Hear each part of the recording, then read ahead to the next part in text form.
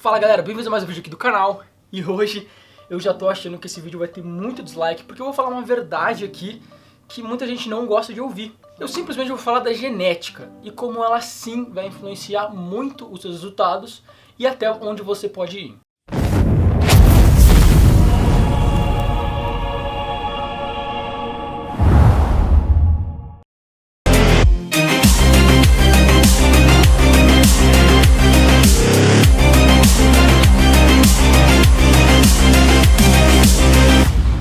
É muito mais apelativo, o marketing vende muito mais, soa muito mais sexy você falar que o trabalho duro, né, a dedicação, a determinação vão fazer você um vencedor, um campeão. E tudo bem, com certeza você precisa de muita dedicação e muita disciplina para ser um campeão em qualquer área da sua vida, seja em qualquer esporte, ou numa área financeira, ou numa área aí também amorosa, né, etc. Hoje o vídeo não vai ser super informativo ali com estudos científicos e tal, é simplesmente um desabafo que eu vou fazer aqui. Muita gente gosta de pegar qualquer foto e falar, ah, esse cara é natural, não é, não sei o que, blá blá blá, e ficar fazendo essas comparações estúpidas. O primeiro estudo é o seguinte, tem muita gente aí que toma mais droga que alguns atletas profissionais que nem parece que toma nada. Querendo ou não, existem pessoas com genética muito ruim para alguns esportes e boas para outros. E também existem muitas pessoas por aí que podiam ser o próximo campeão mundial aí de natação, de fisiculturismo, de qualquer esporte, mas pela falta de interesse em esportes, ou dependendo da posição geográfica onde ele está, ele nunca vai descobrir isso, né? Por exemplo, nos Estados Unidos o cara pode ser feito pro basquete, e aí ele tem esse investimento, né? Tem a NBA, ele tá ali sendo exposto a todo esse tipo de imagem, ele se interessa, curte, pum, vira o próximo Michael Jordan. Talvez o próximo Michael Jordan esteja no Brasil, onde não tem tanto investimento nessa parte do esporte. Mas tudo bem, isso não tem muito a ver com o que eu quero falar aqui. Como você deve saber, o nosso músculo ele é feito de fibras, e existem vários tipos de fibras musculares. A gente geralmente separa elas em dois grupos, né? A fibra de contração rápida e a fibra de contração lenta. A fibra de contração lenta é aquela que tem a contração mais lenta, mas também uma capacidade aeróbica muito maior, né? Ela consegue trabalhar por horas e horas e horas sem perder muita energia. A fibra de contração rápida ela é mais anaeróbica, ou seja, para exercícios de explosão, onde você faz bastante força e bastante esforço num curto período de tempo. E a fibra do tipo 2 é essa que cresce e o indivíduo fica mais musculoso. O seu tipo de treino pode influenciar sim um pouquinho as adaptações que essas fibras musculares vão sofrer. Então se você faz musculação, pode ser sim que você consiga, né, aumentar o seu nível aí de fibras tipo 2. Mas isso não acontece muito e depende da fibra e tudo mais, é um pouco mais complexo do que parece. Então tudo se resume muito à genética. Você pode ver que alguns países dominam alguns esportes nas Olimpíadas, né? Os russos são muito bons em levantamento de peso, strongman, esse tipo de coisa, né? As pessoas da Islândia também são muito bons em strongman, esse tipo de coisa. Você pode notar que quase não existem nadadores negros. Sim, existem alguns, né? Alguns que são até campeões, mas são exceções à regra. E geralmente eles são nos Estados Unidos, né, onde tem aquela infraestrutura e tudo mais, e também tem um pouco da genética de outros países, é muito misturado lá. Talvez você não veja muito disso em outros países. Eu tenho aqui umas coisas que estou estudando para minha aula aqui da faculdade, sobre Strength and Conditioning, né, sobre treinamento de força e condicionamento. E tem uma tabela que chama o papel da genética. Então, aqui vai mostrar a distribuição de fibras de uma pessoa normal comparada a outros atletas profissionais e campeões mundiais. Então uma pessoa normal vai ter 50% de fibras tipo 1, 42% de fibras tipo 2A e 8% de fibras tipo 2B. Eu não quero entrar muito em detalhes aqui sobre a fibra tipo 2A e tipo 2B, mas uma é um pouco mais anaeróbica e a outra um pouco mais aeróbica, né? Tem uma que fica ali no meio entre a 1 e a 2, né? É essa que pode fazer essa transição. Agora veja só a diferença de uma pessoa normal para um velocista olímpico. Ele vai ter só 19% de fibras tipo 1, 51% de fibras tipo 2A e 30% de fibras tipo 2B. Vamos ver agora um maratonista, né? Um campeão de maratona. Ele vai ter 80% de fibras tipo 1, 19,5% de fibras tipo 2A e 0,5% só de fibras tipo 2B. Então galera, se você nasceu para ser um maratonista, talvez você nunca vai ser bom no fisiculturismo. Talvez você nunca vai conseguir chegar naquele shape que você deseja. Tudo bem, você vai conseguir melhorar muito o seu shape, você vai conseguir treinar e fazer grandes progressos. Só que talvez um amigo seu entre na academia e com 6 meses de treino tenha uma transformação melhor do que você teve em 2 anos. E aí você não vai acusar ele de ter uma bomba, ele simplesmente talvez tenha uma genética muito mais favorecida para esse tipo de esporte do que você tem. Simplesmente a culpa do seu pai e da sua mãe. Vou começar a dar alguns exemplos mais específicos aqui. O Sérgio Olivia, por exemplo, é o cara que ganhou do primeiro Mr. Olympia que o Arnold participou. O filho dele hoje também é um atleta IFBB Pro. Ele tem uma genética muito favorável para isso. Uma coisa que muda muito de pessoa para pessoa também, não é só a distribuição de fibras, mas também a inserção do músculo.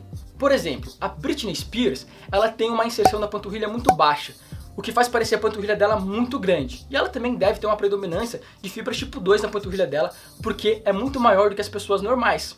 E eu duvido que a Britney Spears passe o dia inteiro fazendo elevação de panturrilha. Ela simplesmente tem a panturrilha maior que a de muitos de nós, sem mesmo treinar. Eu, por exemplo, treino muito a minha panturrilha, só que ela tem muita dificuldade de desenvolver. Ela tem uma inserção um pouco mais alta e uma predominância de fibras tipo 1. Eu não tô querendo dar desculpa. Eu sim posso melhorar minha panturrilha, só que eu tô falando que tem um limite. Ela nunca vai ser uma panturrilha do Ben Pakulski. Quando eu falo inserção, galera, na verdade eu quero dizer que é quando o músculo encontra o tendão, tá? Essa que é a diferença. Você pode ver que um é mais alto que o outro. Então algumas pessoas vão ter mais músculo porque elas têm um tendão menor, né? Então é disso que eu tô falando quando eu me refiro à inserção, tá? Até mesmo o tamanho da tíbia pode influenciar nisso. Pessoas que têm a tíbia mais longa vão aparentar ter uma panturrilha menor. Um outro exemplo de músculo que a gente pode usar para isso também, que é bem legal, é o abdômen. Existem vários tipos de abdômen, formatos de abdômen. Você não vai mudar isso, galera, só com o seu treino, tá? Simplesmente a genética e a inserção do músculo. Então você pode ver que o Ronnie Coleman tinha um espaço, né, no meio do abdômen dele, no meio da barriga, como vocês podem ver. O Dennis Wolf, por exemplo, o abdômen dele termina depois embaixo do umbigo. E de todo mundo aqui, todo o resto, termina bem na linha do umbigo. O Dexter Jackson já tem um abdômen bem mais simétrico do que o Jay Cutler, por exemplo. Tá? Então não quer dizer que eles treinam errado ou não treinam direito. Simplesmente é a genética. E um outro exemplo que eu quero dar aqui é esse daqui. Essa foto aí, galera, eu tinha apenas 11 meses de treino na academia, tá? Não tinha nenhum ano de treino. Vocês podem ver que eu tive uma evolução muito boa, sem usar nenhum recurso ergogênico. Então, eu fiz 10 anos de natação na minha vida, desde os 4 anos até os 14 anos. Aí você vai pensar que eu era um cara muito bom, né? 10 anos de treino, tudo mais, treinava todos os dias, 2 horas por dia, de segunda a sexta, era competitivo, tinha competição todo mês, etc. E não, eu não era um cara bom na natação. Depois entrei na academia e com apenas um ano eu tive uma evolução melhor do que da uma grande maioria, né? Então você pode ver que minha genética não é boa para algum esporte, mas é boa para outro. E é isso que eu tô tentando falar aqui nesse vídeo. Não que a sua genética seja ruim, ela pode ser ruim para o fisiculturismo, mas pode ser boa para outro esporte. E para finalizar o pensamento, eu quero falar que eu já considero assim que todo mundo que eu tô falando trabalha duro, tem disciplina, né? Mas o que vai determinar aonde você vai chegar com o trabalho duro, com a disciplina, vai ser a genética. Um outro exemplo que vocês podem notar simplesmente é o bíceps do Kai Greene com o bíceps do Phil Heath. O bíceps do Kai Greene tem uma inserção também um pouco diferente, que faz parecer que ele é um pouco menor e tem aquele pico maior também. Simplesmente é uma questão de inserção de musculatura. Novamente o Kai Greene aqui, ele tem uma inserção do latíssimo dorso muito baixa, né? Praticamente assim na bunda dele, que faz parecer que as costas dele sejam enormes. O Dennis Wolf já tem uma inserção muito mais alta. E não adianta, o Dennis Wolf pode treinar costas o quanto ele quiser, ele não vai conseguir mudar a inserção das costas dele. Esse aí é o meu livro sobre biomecânica, falando que uma pessoa que tem uma inserção mais longe do centro da articulação vai conseguir gerar mais força com aquele músculo, por ter uma vantagem mecânica, né? Isso porque ela tem um braço de alavanca maior, mas ela vai perder velocidade. Então, ela vai ser mais forte, mas ela não vai servir para ser rápida. Existem estudos científicos que mostram e estudam isso, quanto que a genética pode te favorecer, né, em um esporte. E o nome técnico para isso é coeficiente hereditário. Então, existem pessoas que eles estudaram que o cara entrou pela primeira vez na academia, primeira vez treinando, e ele conseguiu puxar 200 quilos no levantamento terra. É simplesmente genética. E também existem pessoas que eles chamam de não responsivo. A pessoa participou do estudo por 8 semanas, 12 semanas e não teve diferença nenhuma no ganho de massa magra. Tudo bem, eu sei que você está pensando, Caio, mas tem muitas variáveis, né? O cara pode ter treinado errado, pode ter dormido errado, pode não ter feito a dieta certa.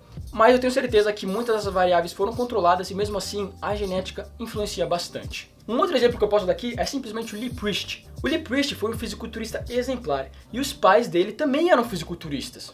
Olha aí a genética, olha a foto dele com 14 anos. Eu tenho certeza que se essa foto estivesse hoje na internet, iam estar falando que ele estava tomando bomba nessa época. E mano, o cara tinha 14 anos e já tinha um shape desse. Até mesmo um dos exemplos que eu mais gosto é do Ronnie Coleman. Bom, agora eu tenho certeza que a maioria de vocês vai começar a me xingar nos comentários e dar dislike no vídeo. Mas o intuito do vídeo não é discutir esse exemplo que eu vou dar agora, beleza? É o seguinte, o próprio Ronnie Coleman já falou que quando ele ganhou o Procard dele na FBB, ele não sabia o que era esteroide, ele ainda era natural. E depois, né, depois do primeiro Mr. Olympia dele, que ele ficou em último lugar, um outro IFBB Pro falou, cara, você tem que começar a tomar isso aqui. E aí ele começou a entrar nas drogas e usar as drogas. Então pensa comigo, o Ronnie Coleman é um cara que fala abertamente sobre esteroides, já assumiu o uso, por que ele mentiria de quando ele começou a usar? Não sei, pra mim não faz sentido ele não mentiria sobre isso. Você pode concordar comigo também, mas eu tenho certeza que você vai discordar depois de ver essa foto aqui. Bom, eu vou traduzir o que ele falou aí nessa foto que ele postou no Instagram há bastante tempo atrás. Ele fala assim, pô, às vezes essas fotos antigas realmente trazem várias memórias. Isso daqui sou eu ganhando, né, em 1991, o campeonato de Katowice amador, na Polônia. A Polônia era um país muito pobre na época. Eles não tinham peito de frango nem arroz no hotel. Eles apenas tinham alguns cortes frios de carne e pão. Nós sobrevivemos porque o meu colega de quarto na época tinha um pouco de peito de frango congelado e também um pouco de panqueca. Então a gente comia peito de frango e panqueca por praticamente todas as refeições. E era muito frio lá. Tinha mais ou menos 64 países competindo nesse show. E era uma competição com antidoping. Eles me acordaram à 1 da manhã para fazer o teste antidoping a noite antes da competição. Foi simplesmente um teste totalmente aleatório e eu fui selecionado porque durante a minha pesagem alguém achou que eu era muito grande, né, para não ter usado drogas. Mas com certeza eu passei o teste ganhando a minha classe, ganhando Procard na minha segunda vez competindo naquela competição. Eu tenho muitas histórias para contar, mas se eu fosse contar todas seria escrever um livro. Então existem várias fotos do Ronnie Coleman aí, simplesmente de quando ele começou a treinar, que são fenomenais. O cara, ele simplesmente tinha um shape fantástico. E tudo bem, você pode não acreditar, ele pode estar usando droga na foto, mas o que importa aqui é que mesmo sem as drogas, ele ainda seria o campeão, né? Se não tivesse drogas no mundo, ninguém usasse. Ele ainda seria o campeão. Por quê? Porque a genética dele foi feita para ser grande. O Ronnie Coleman foi feito para ser um fisiculturista. Fizeram uma leitura do DNA dele há um tempo atrás e conseguiram ver que o cara não era humano, velho. Tipo, simplesmente o corpo dele queimava gordura 24 horas por dia, sabe? Então, os campeões em qualquer esporte seriam os mesmos se não existissem drogas. Né? Você pode tomar as mesmas drogas que o Ronnie Coleman tomou nas mesmas quantidades. Eu aposto tudo que eu tenho que você não vai ficar do tamanho dele. Um outro exemplo que eu posso dar aqui é o Johnny Jackson. O Johnny Jackson é um fisiculturista profissional que também compete no Mr. Olympia. E o exemplo dele também é um pouco diferente. A gente pode ver que ele tem uma genética muito boa no trapézio e não tão boa nas pernas. Ele treina super pesado perna. Se você for assistir, pesquisar no YouTube o que tem de perna dele, você vai ver que é insano. Só que a perna dele não desenvolve como, sei lá, o trapézio dele desenvolveu. Então, a gente consegue ver um pouquinho disso aqui, que a genética influencia muito, não só no conjunto total, mas também como algumas partes do corpo.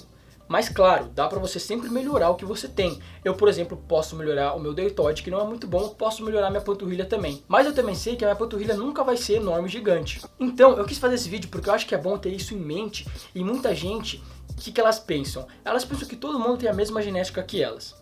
Então, se alguém desenvolve mais rápido ou tem um shape melhor que elas vão falar que é bomba, que o cara tá tomando esteroide, que o cara tá tomando anabolizante. E não é bem assim, né? Algumas pessoas simplesmente têm a genética mais favorecida pro esporte do fisiculturismo do que outras. Né? Eu conheço pessoas que nunca treinam e têm um shape invejável. Então esse vídeo não é pra ser negativo, galera. É pra abrir os olhos de vocês, tá? Eu não quero que vocês vivam numa ilusão achando que vocês vão ser o próximo Mr. Olympia. Porque às vezes você pode gastar muito tempo, energia e dinheiro numa coisa que talvez é pra ser um hobby só. Mas se você tem um sonho de pisar nos palcos, corre atrás, busca um coach, sabe? Investe bastante, porque eu acho que a gente tem que correr atrás dos sonhos, independente do que for. Então é isso aí, tamo junto, espero que vocês tenham entendido a mensagem do vídeo, é nóis e até o próximo vídeo.